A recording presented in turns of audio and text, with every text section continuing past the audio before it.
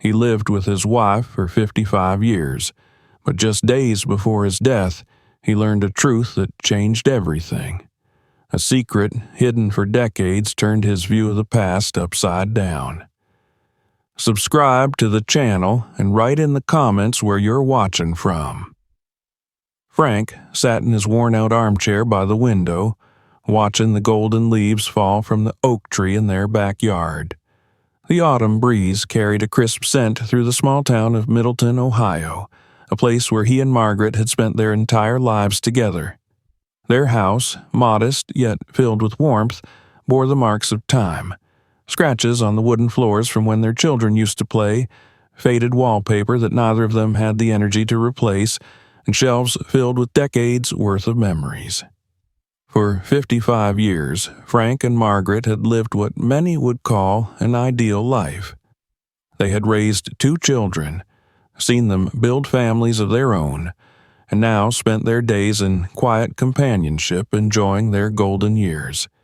They had their routines: morning coffee on the porch, slow walks in the park, Sunday visits from their daughter Kate and her children. Frank believed he knew his wife better than anyone. They had shared joys, sorrows, and everything in between. Yet, in recent weeks, he noticed something different about her. Margaret had become more distant, lost in thought, as if she carried a burden too heavy to share.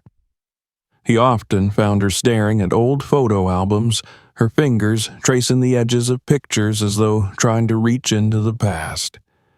At night, he would wake up and see her sitting in the dim light of their bedroom, clutching a small, worn-out envelope in her lap.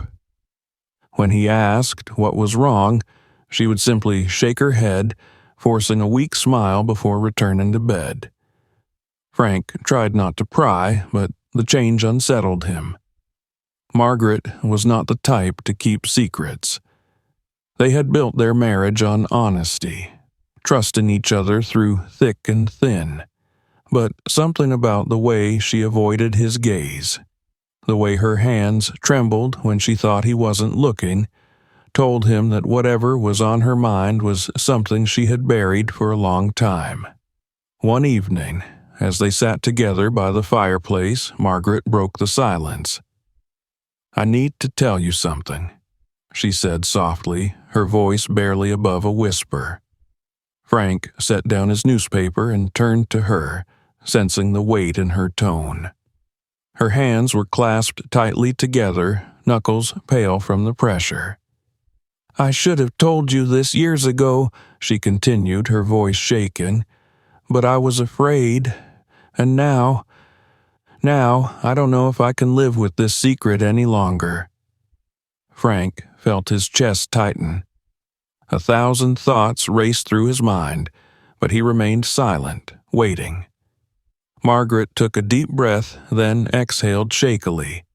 "Before we were married, when you were in the army—" She paused, looking down at her lap, unable to meet his eyes. "I was pregnant." The words hit Frank like a blow to the chest. His breath caught, and for a moment the crackling of the fire was the only sound in the room. "But we didn't," he started, but the truth had already settled in his heart before he could finish the thought. "It wasn't yours," Margaret said, her voice barely audible. A cold wave of shock washed over him. His mind reeled, trying to make sense of what he had just heard. Margaret had always been faithful. Always, or at least he had believed so. She finally looked up, and in her eyes he saw something deeper than guilt: remorse, sorrow, and a pain that had lingered for decades. "When you left for the army, I was lost. I missed you so much, and I was scared you wouldn't come back. I made a terrible mistake, Frank." She swallowed hard. "And then I found out I was pregnant. I was so ashamed. I didn't know what to do." Frank felt the weight of her words pressing against his chest. His hands clenched into fists, then relaxed, then clenched again. 100 emotions surged through him: anger, sadness, disbelief. "What happened to the baby?" he asked finally, his voice strained. Margaret blinked back tears. I gave him up for adoption." He stared at her, trying to process everything. The woman he had loved for more than half a century had carried this secret their entire marriage. A son he never knew existed, taken away before he even had a chance to be a part of his life. "I thought I was doing the right thing," Margaret whispered. "I thought if I let him go, I could give you the life you deserved. I was terrified you would leave me if you knew." Frank exhaled sharply, rubbing a hand over his face. He felt as if the ground beneath him had been pulled away. His entire life, everything he had believed about their marriage, about Margaret, had been built on an illusion. He stood up, unable to sit still. He paced to the window, staring out into the darkness. The leaves continued to fall, indifferent to the storm raging inside him. "You never thought to tell me?" he finally asked. His voice was not angry, but filled with a quiet pain. Margaret let out a shuddering breath. "I was afraid." And as the years passed, it became harder and harder to say it. The secret became part of me. Frank turned back to look at her. The woman he had trusted with his whole heart had kept something so monumental from him. And yet, he saw the agony in her face, the years of suffering she had endured in silence. He wanted to scream, to demand why she had never told him the truth. But at the same time, he knew that no answer could change what had already been done. Margaret hesitated, then reached for a small wooden box on the coffee table. She opened it with trembling hands, revealing a faded photograph of a baby wrapped in a hospital blanket. The edges of the picture were worn, as if it had been touched and held countless times over the years. "This is him," she whispered. "Our son." Frank stared at the photo, his heart pounding. The baby had round cheeks, soft wisps of hair, and a tiny hand curled into a fist. A stranger, yet somehow a part of his wife, a part of the life he never knew existed. He felt his legs weaken and sank back into the chair, staring at the photograph. A son. A lifetime lost. His voice was hoarse when he finally spoke. "Where is he now?" Margaret wiped her eyes, her breath unsteady. "I don't know." The words hit him just as hard as the confession itself. For decades, this child had been out there somewhere, growing up, living his own life, completely unaware of the parents who had brought him into the world. Frank swallowed, his thoughts racing. His world had just been turned upside down, and yet something inside him whispered that this was not the end. It was only the beginning. Frank barely slept that night. He lay in bed, staring at the ceiling, his thoughts a tangled mess of emotions he couldn't untangle. His wife, his Margaret, had lied to him for over 50 years. She had carried this secret while they built their lives together, raised their children, shared everything. Or, at least, he had believed they had shared everything. The truth burned in his chest like a slow fire. When the first light of dawn crept through the window, he sat up and glanced over at Margaret. She was asleep, curled up on her side, her face peaceful in the dim morning glow. But now he knew there was a part of her past that had remained untouched by him. He had always thought they had faced everything together. He had been wrong. He swung his legs over the side of the bed and rubbed his hands over his face. The weight of her revelation pressed against him, suffocating. For the first time in decades, he felt like a stranger in his own home. The scent of coffee filled the kitchen when he finally made his way downstairs.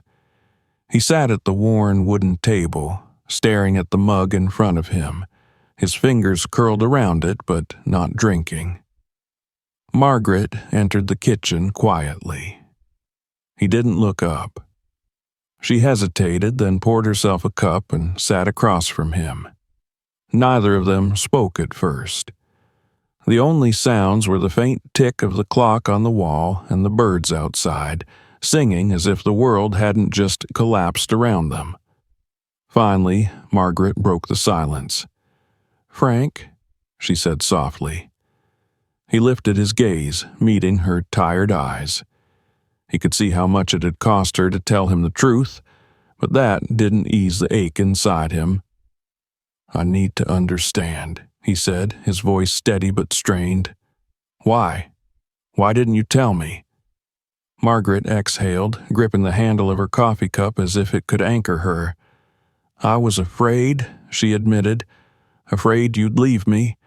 Afraid you'd never look at me the same way." Frank let out a dry, humorless laugh. "And what do you think I'm doing now?" She flinched.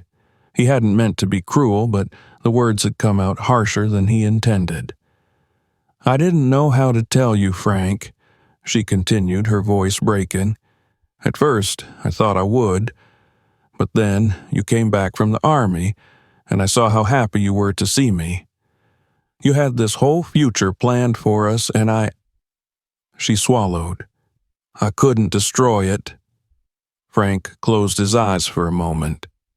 He could almost picture them back then, young, naive, standing on the train platform when he returned, his heart full of dreams about their future. And all that time, she had been hiding this from him. His hands clenched into fists. "And the baby? You just gave him away?" Margaret's breath hitched. "I thought it was the best thing for him. I had no money, no family support. My parents would have disowned me if they had found out. And I couldn't—" She pressed a hand to her chest as if trying to steady herself. "I couldn't bear the thought of you coming home and leaving me if I told you the truth.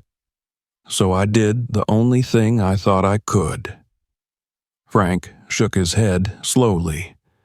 He wasn't sure if he could understand it, if he could accept it.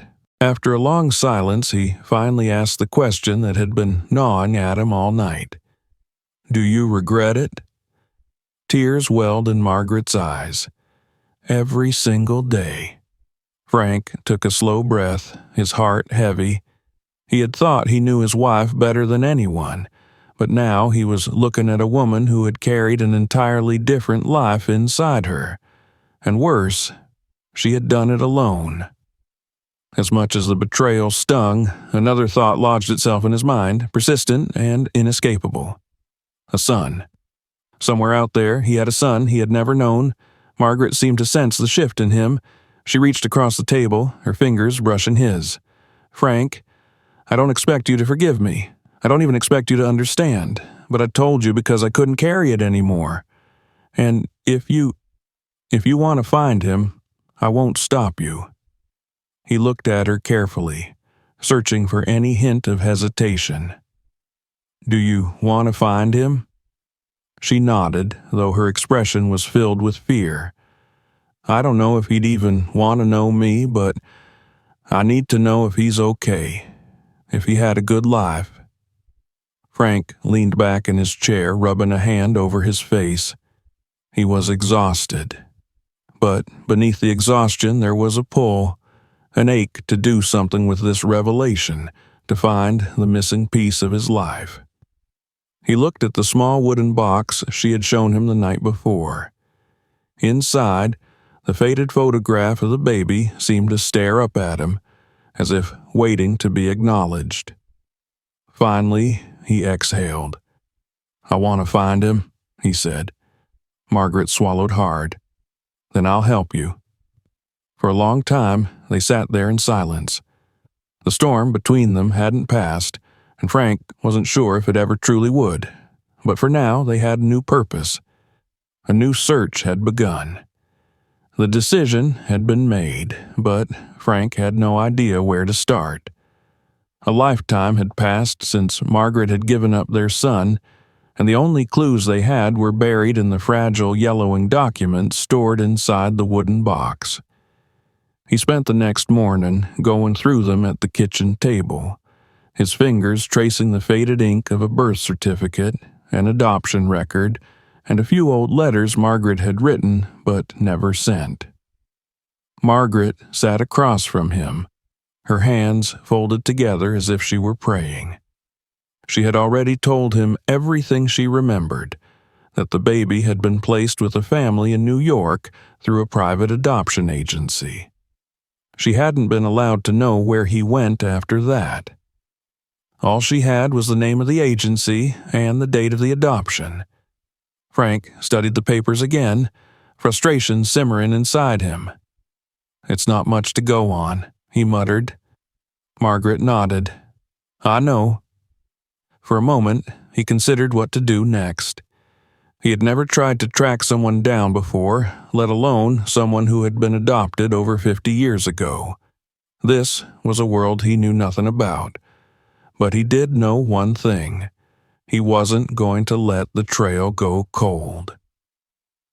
That afternoon, Frank drove into town and found a small, aging office with a faded sign that read, "Henderson and Associates, Private Investigations."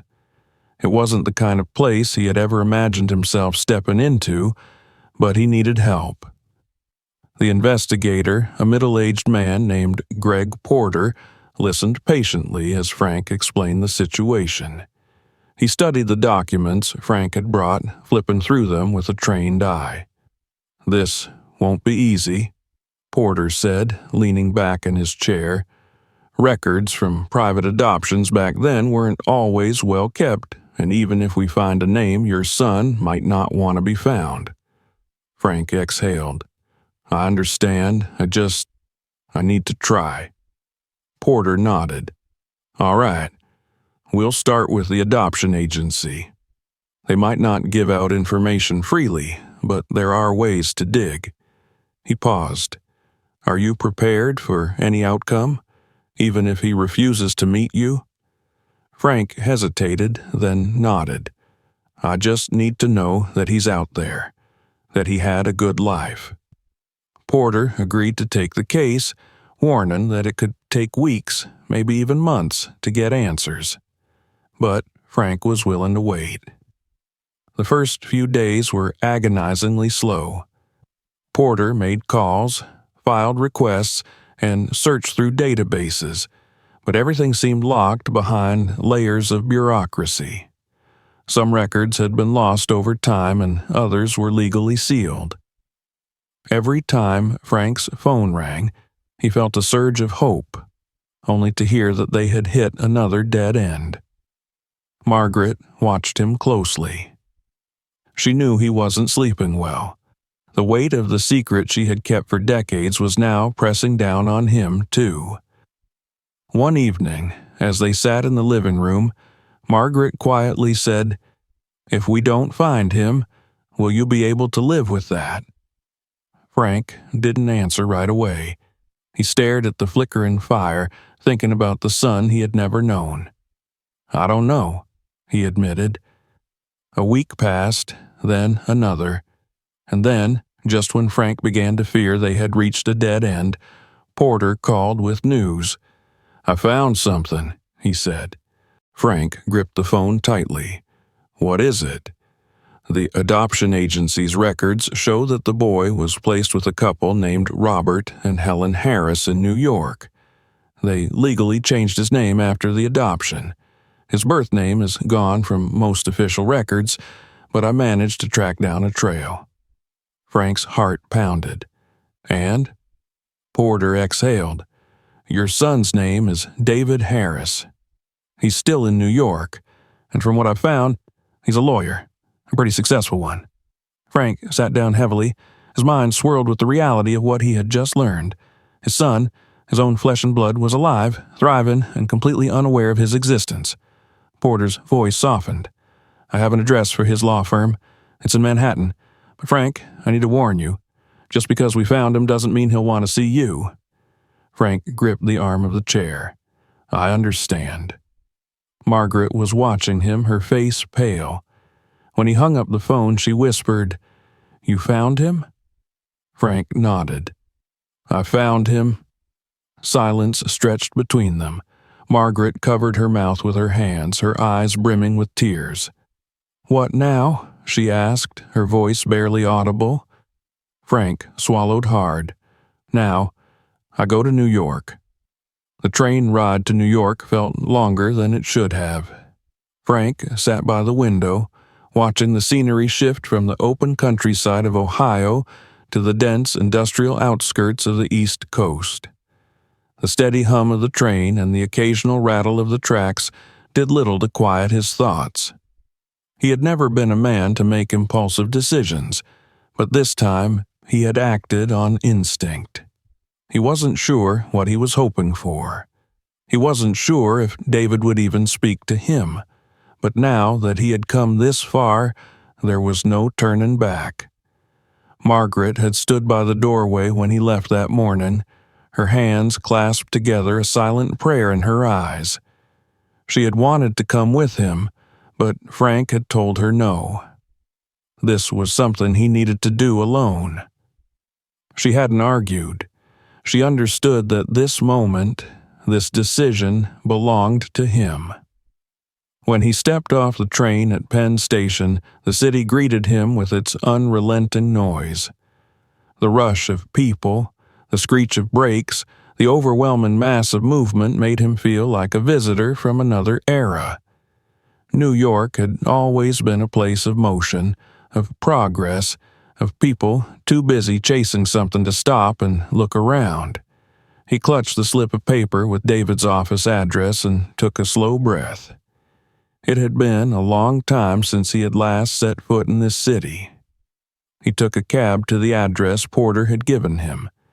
The law firm was located in a towering glass building in the heart of Manhattan, the kind of place that made a man feel small just by looking at it. As he stepped out of the cab, he found himself hesitating for the first time. He had spent weeks preparing for this, but now, standing in front of those heavy revolving doors, he felt a pang of doubt. What if David wanted nothing to do with him? What if he had built a life so far removed from the past that there was no space left for answers? He forced himself to move. The receptionist at the front desk barely glanced at him as she answered phones and shuffled through papers. When he asked for David Harris, she gave him a polite but distant look before typing something into her computer. "Do you have an appointment?" Frank hesitated. "No, but I'm sorry," she cut in smoothly, barely looking up. "Mr. Harris doesn't take walk-ins." Frank exhaled. He had expected as much, but he had hoped for more. He reached into his pocket, pulled out the envelope he had prepared, and slid it across the counter. "Could you just make sure he gets this?" She hesitated, but finally nodded, setting the envelope aside. Frank stepped back, glancing once more at the massive office space beyond the glass partitions. Somewhere in there was the son he had never known. And now, all he could do was wait. The days that followed were filled with uncertainty. He stayed in a small hotel near Central Park, keeping his phone within reach at all times. Every time it rang, his pulse quickened, only to drop when it was Margaret or the front desk calling about some triviality. He walked through the city aimlessly, watching strangers hurry past, wondering if David had read his letter, if he had even given it a second glance before tossing it away. On the fourth day, just as he had begun to consider returning home, his phone rang again, a number he didn't recognize. He hesitated, then answered. A voice, calm and composed, spoke on the other end. "This is David Harris. I got your letter." Frank's grip tightened on the phone. His throat felt suddenly dry. "I see," he managed to say. There was a pause. "Meet me tomorrow," David said. 12 o'clock, Washington Square Park. and then the line went dead. Frank lowered the phone slowly, staring out at the city around him. The moment he had been waiting for was finally here. He was going to meet his son. Frank arrived at Washington Square Park half an hour early.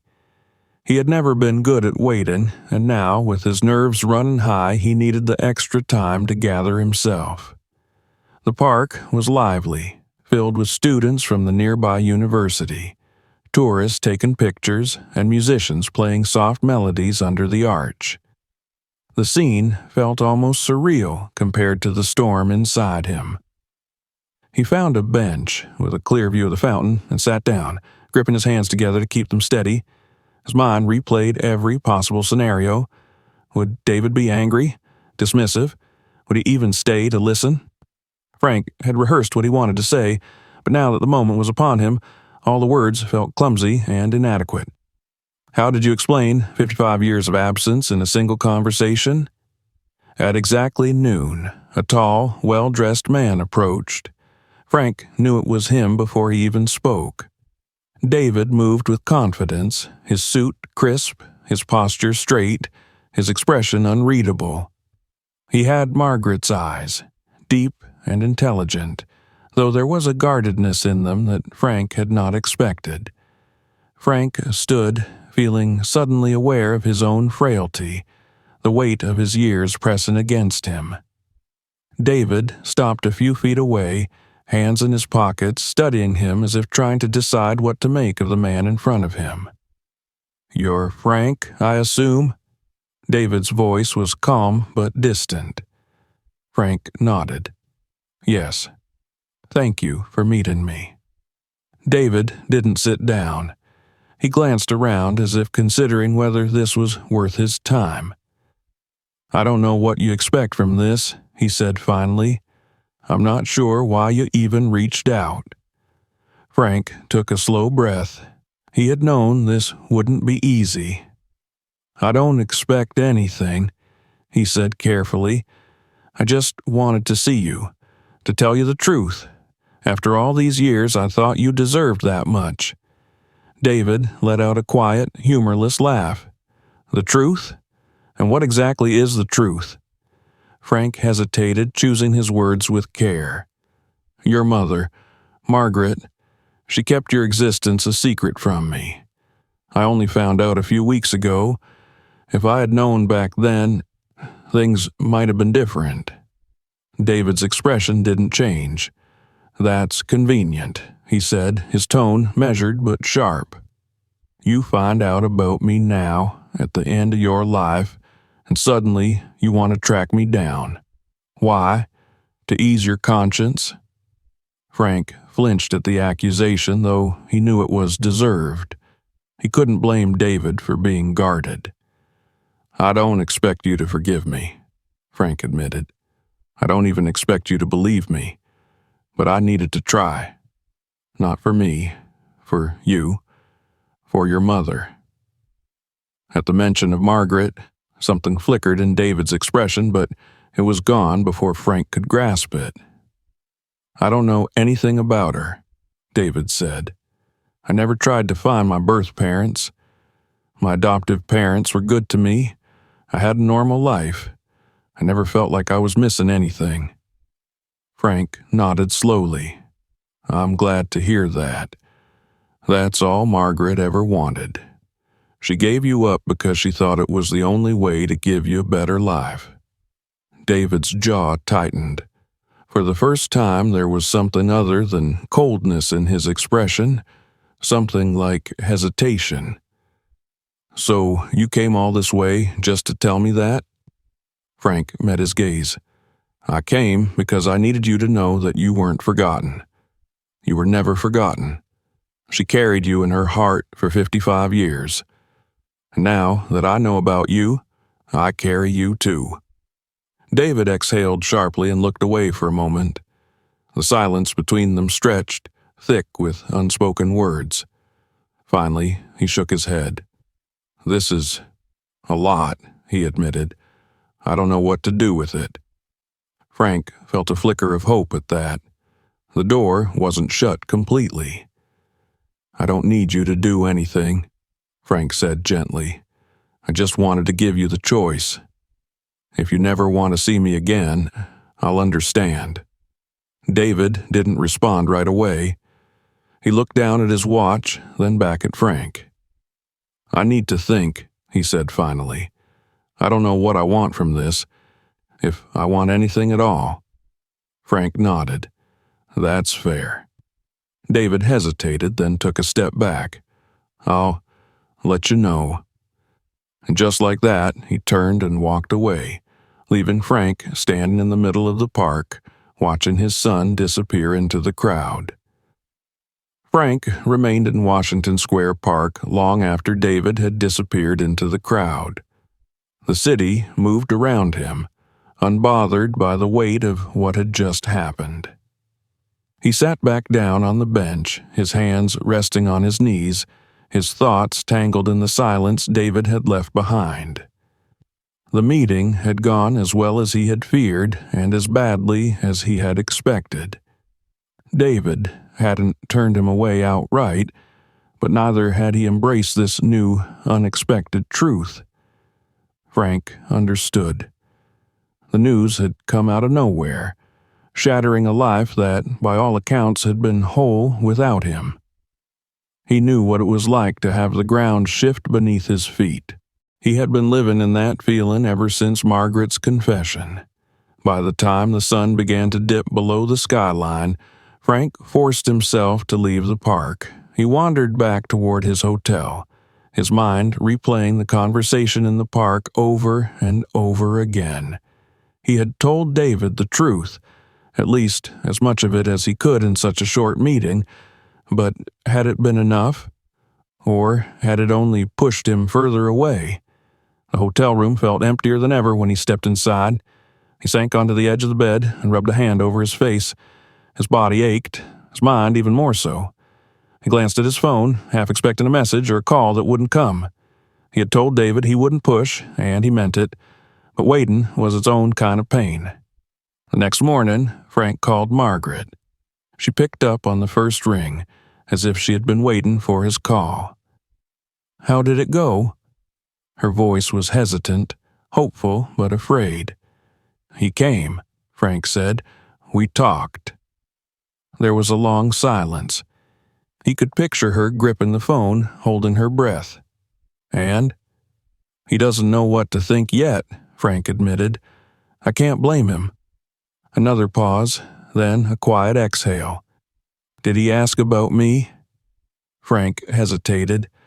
"Not exactly, but when I mentioned you, I could tell he wanted to know more. He just wasn't ready to ask." Margaret made a small broken sound on the other end of the line. He knew how much she had wanted this, even if she had been too afraid to say it out loud. "He might reach out," Frank continued, "or he might not. I don't know yet." Margaret was quiet for a long time. When she finally spoke, her voice was barely above a whisper. "At least he knows." Frank nodded, even though she couldn't see him. "Yeah, he knows." The following days stretched endlessly. Frank stayed in the city longer than he had planned, walking through its streets, waiting for something that might never come. He checked his phone more than he cared to admit, but there was no call, no message from David. He tried to convince himself that it was fine, that he had done what he came to do, but part of him still hoped. Then, on the fifth day, just as Frank had resigned himself to going home, his phone finally rang. David. Frank's fingers were steady as he picked up, though his heart pounded in his chest. "Hello?" A pause. Then David's voice, carefully neutral. "I read the letter you left for me." Frank waited, sensing there was more. "I don't know what I expected," David admitted. "I think I wanted it to answer all my questions, but instead, I just have more." Frank nodded to himself. "That makes sense." Another pause, then quieter. "Can we meet again?" Frank closed his eyes briefly, exhaling. "Of course." This time, David chose a quieter place. They met at a small cafe tucked away from the city's usual noise, a place David probably picked so he wouldn't have to feel exposed. When Frank arrived, David was already there, sitting by the window, a cup of coffee in front of him. He looked up when Frank walked in, his expression more composed than before, but there was something different in his eyes, less guarded. Frank sat across from him, waiting for David to speak first. "I have questions," David said, running a hand along the rim of his coffee cup. "I don't even know where to start." Frank nodded. "Ask whatever you need." David hesitated, then finally asked, "Why did she give me away?" Frank had expected this question, but that didn't make answering it any easier. He took a slow breath, measuring his words. "She was young, she was scared, and I was gone." David's expression didn't change, but Frank could tell he was absorbing every word.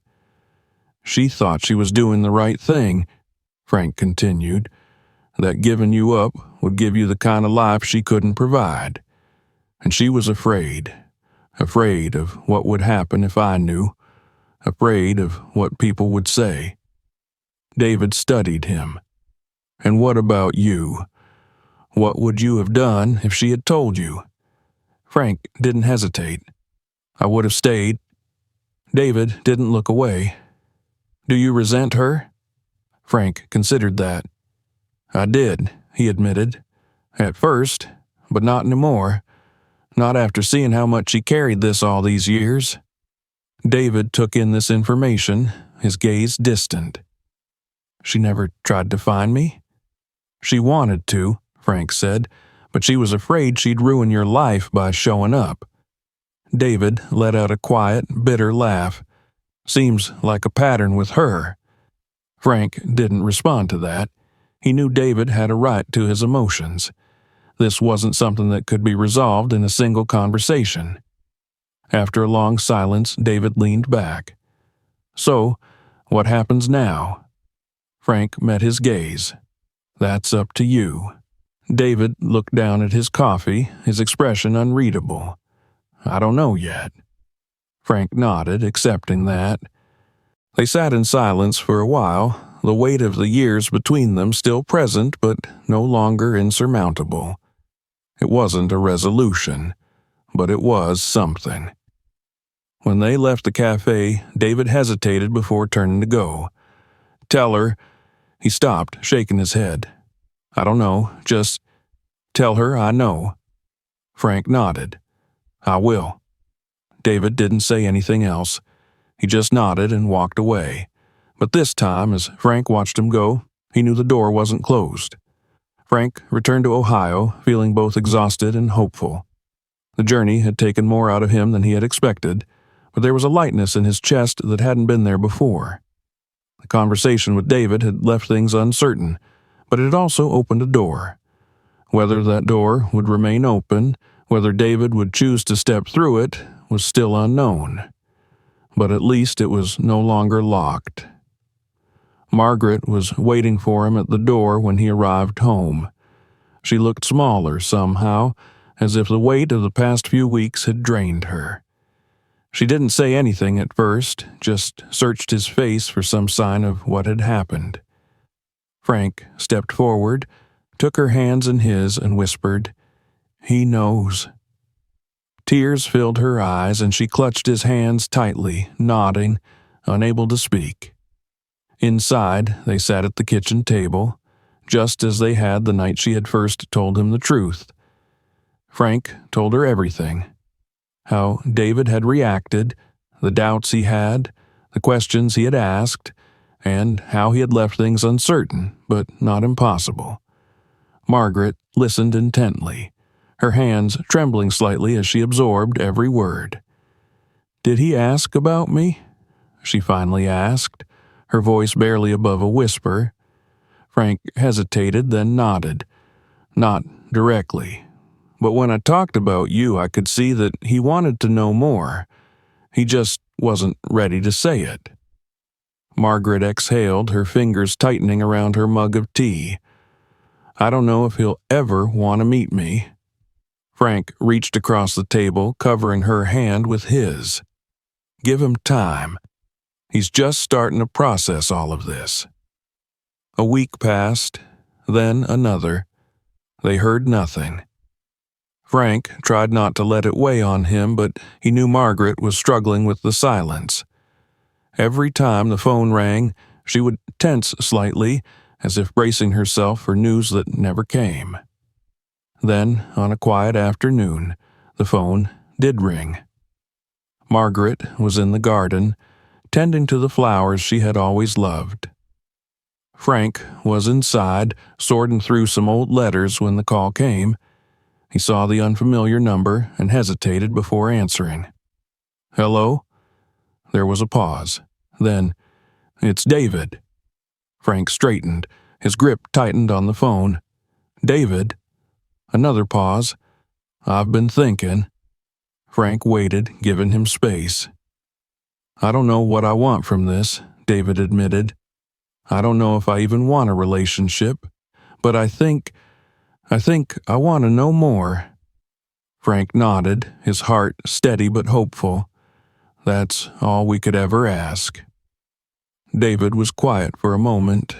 Then, carefully, he asked, Is she there?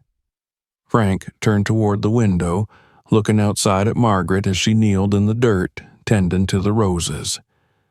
The late afternoon sun cast a soft glow over her, making her look almost younger, the way she had in the days when they were first in love. Yes, he said. She's here. Another pause. Then, I think I want to meet her. Frank swallowed, emotion catching in his throat. He knew what this meant. For Margaret, for David, for all of them. I'll tell her, he said. David hesitated. Not yet. I'm not ready for her to call me or anything, but I just wanted you to know. Frank nodded again, even though David couldn't see him. Whenever you're ready. That night, he told Margaret. She covered her mouth with both hands, her shoulders shaking with silent tears. Frank wrapped his arms around her, holding her close, feeling the relief and fear in the way she clung to him. He wants to meet you, Frank whispered. Not yet, but he will. Margaret nodded against his shoulder, unable to speak. Days passed. Then another call came. This time, David wanted to talk about her. Frank spent hours on the phone with him, telling stories about the woman he had loved for more than 5 decades. He told David about how Margaret had been the most brilliant girl in school, how she had always dreamed of traveling but never got the chance, how she made the best apple pie in town.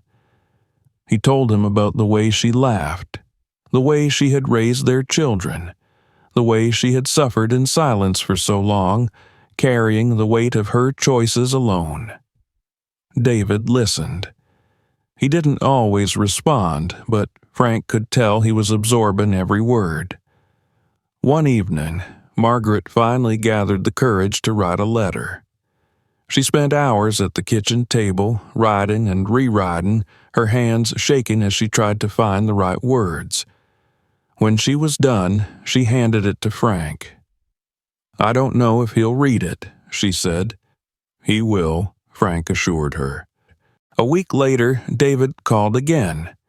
I got her letter, he said. Frank waited. I still don't know what to do with it, David admitted. You don't have to do anything, Frank said gently. Just knowing is enough. Another silence, then, quietly, She sounds like a good woman. Frank smiled. She is. David exhaled. Okay. Another pause. Tell her I said thank you. Frank nodded. I will. Slowly, piece by piece, something was forming. It wasn't easy, and it wasn't certain, but it was something. A bridge between past and present, between pain and healing. And for the first time in 55 years, Margaret allowed herself to hope. The first meeting between Margaret and David was arranged with careful deliberation, as if both sides were stepping onto fragile ground that could collapse at any moment. It was David who decided on the place, a quiet restaurant outside the city, away from the noise and the rush of his everyday life. He insisted on neutral ground, somewhere neither of them had history with, a place that wouldn't carry the weight of the years between them. Frank and Margaret arrived early. Margaret was uncharacteristically silent on the drive, her hands twisting in her lap, her lips pressed tightly together. Frank could feel the tension radiating from her, but there was nothing he could say to ease it. This was a moment decades in the making, and there was no way to predict how it would unfold. They sat in a booth near the window, waiting. Margaret barely touched the tea she had ordered. She kept glancing toward the entrance, her breath hitching every time someone walked in. Then, finally, David arrived. He looked almost the same as he had the last time Frank had seen him, but now there was something different in his eyes. He was still guarded, still composed, but there was a tightness in his jaw, a flicker of uncertainty in his expression. Margaret stood as he approached, and for a moment they simply stared at each other. Frank held his breath, afraid to move, afraid to break whatever fragile understanding was forming between them. David was the first to speak. "Hello?" Margaret's voice trembled. "Hello?" It was nothing, and it was everything. David sat across from them, and for the first few minutes the conversation was stiff, full of long pauses and uncertain glances. Margaret kept her hands folded in her lap, as if afraid that if she reached for him, he would disappear. "I don't know where to start," she admitted softly. David exhaled, shaking his head. "Neither do I." Frank remained silent, letting them find their own way. Margaret swallowed. I just want you to know that I never stopped thinking about you, not for a single day." David nodded but didn't respond right away. He was processing, measuring his words before speaking. "I guess I don't know what I expected," he said finally. "Maybe I thought you'd have all the answers." Margaret let out a shaky breath. "I wish I did." For a long time, the conversation meandered through safe topics: his childhood, his adoptive parents, his career. Margaret listened intently, soaking in every detail. She didn't ask for anything, didn't demand anything. She just listened. It wasn't perfect, but it was a start. After an hour, David glanced at his watch. "I should go," he said, though there was no urgency in his tone. Margaret nodded, trying to hide the disappointment in her eyes. David hesitated, then finally said, "I think I'd like to see you again." Margaret's breath caught. "I would love that." David nodded, offering a small, almost hesitant smile before standing. He looked at Frank then, as if acknowledging his presence for the first time since sitting down. "Take care of her," he said quietly. Frank met his gaze. "Always?" And then, just like that, David was gone. Margaret sat motionless for a long time, staring at the spot where he had been. Then, slowly, she turned to Frank, her eyes shining with unshed tears. "He didn't hate me," she whispered. Frank reached for her hand, squeezing it gently. "No, he didn't." Something shifted that day. The weight of the past was still there, but it was lighter now, shared between them instead of being carried alone. In the weeks that followed, David kept his word. He called, he sent messages, and eventually he visited again. The conversations were still tentative, still careful, but they were happening, and that was more than Margaret had ever dared to hope for. Frank watched it all unfold with quiet pride. He saw the way Margaret's face lit up whenever David reached out, the way her steps seemed lighter, her laughter less burdened. She would never get back the years she had lost, but she was finding something new, something real. Frank's health had been declining, and he knew it. He felt the exhaustion settling deeper into his bones, the weight of time pressing against him. But he didn't tell Margaret. Not yet. He wanted her to have this, to have these moments without the shadow of loss looming over her.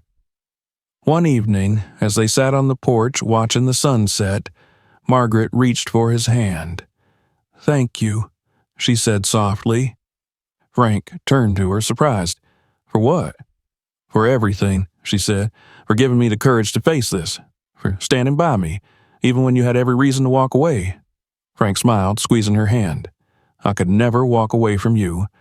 She leaned her head against his shoulder, and for a long time they sat in silence, watching the sky darken. A few weeks later, Frank's condition worsened. He had known it was coming, but when the time came, he still felt unprepared. Margaret stayed by his side through it all. David came too, sitting quietly in the room, offering his presence even when there were no words left to say.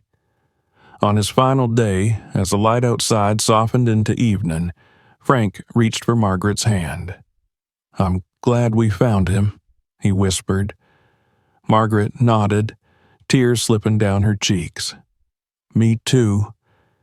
Frank turned his gaze to David, who sat on the other side of the bed. "You have a good mother," he said. David's throat worked as he swallowed. He nodded. "I know." Frank exhaled, feeling a peace he hadn't known in a long time. The weight of unfinished business, of unspoken words, had lifted. His eyes drifted closed, his hand still wrapped around Margaret's. And then, quietly, he was gone. Margaret wept, her fingers tightening around his hand, unwilling to let go. David reached for her then, his grip steady, strong. She turned to him, eyes filled with sorrow, but also with something else, something softer. They had found each other, and somehow that made all the difference. If you enjoyed this story, make sure to subscribe to the channel so you don't miss future videos. Check out our other stories for more compelling narratives, and feel free to share this video with others. Thanks for watching.